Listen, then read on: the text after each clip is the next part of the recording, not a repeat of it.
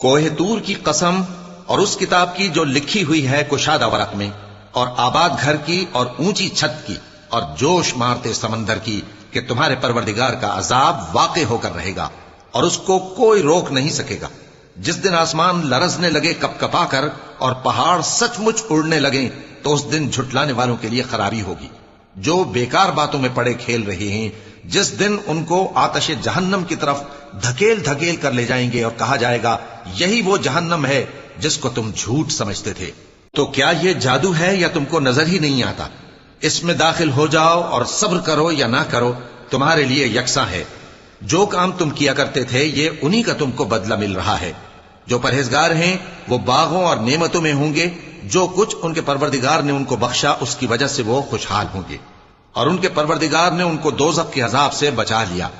کہا جائے گا کہ اپنے اعمال کے صلے میں مزے سے کھاؤ اور پیو۔